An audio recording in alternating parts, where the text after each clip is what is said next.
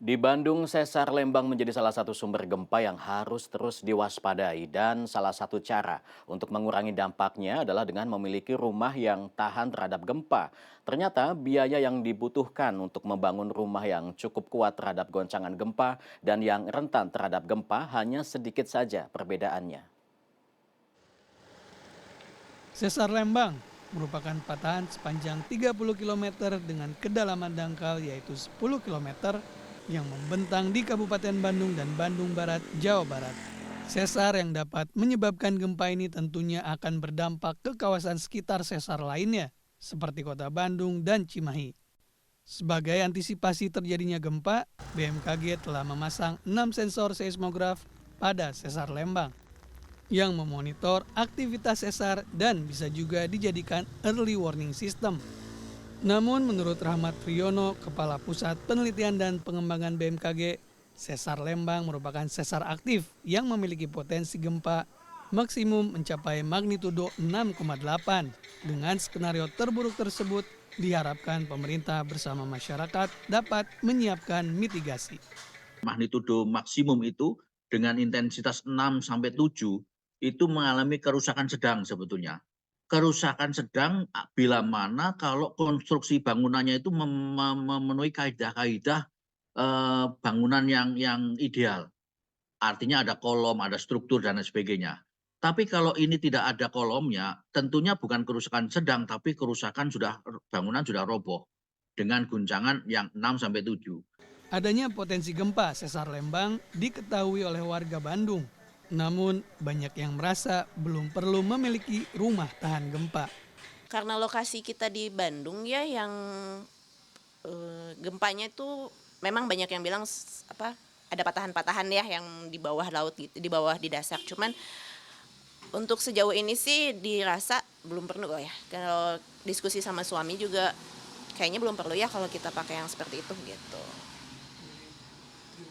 Cukup yang standar aja karena yang standar pun sebetulnya kalau baik, fondasinya baik, dilakukan oleh kontraktor yang benar gitu, sebetulnya sudah cukup gitu untuk di Indonesia gitu. Kalau misalnya untuk kerusakannya sih menurut saya masih minor ya, masih tidak terlalu signifikan, jadi tidak perlu ada renovasi maksimal. Kalau untuk pembangunan rumah tahan gempa tentunya masih diperlukan ya apabila dari awal kita membangun rumah. Karena memang itu tadi kita tinggal di kota Bandung, di mana Bandung adalah termasuk ring of fire dari di Indonesia gitu. Menurut ahli struktur Fakultas Teknik Sipil dan Lingkungan Institut Teknologi Bandung Iswandi Imran, rumah sudah cukup memiliki ketahanan yang baik terhadap gempa apabila di antara tembokan bata diberi elemen penguat dan dilapisi oleh plester. Biaya untuk struktur itu pun hanya berbeda 10 hingga 15% saja ketimbang tidak menggunakan. Khusus bagian plester dinding untuk daerah yang rawan gempa seperti Bandung, Iswandi menyarankan perbandingan semen dan pasir dengan perbandingan 1 sak semen untuk 3 karung pasir. Sementara untuk daerah yang tidak terlalu rawan gempa, perbandingan itu bisa semakin besar. Tanpa adanya elemen-elemen tersebut, maka rumah lebih rentan roboh apabila ada goncangan. Maka harus disediakan kita nyebutnya tie element atau kolom praktis atau balok praktis ya.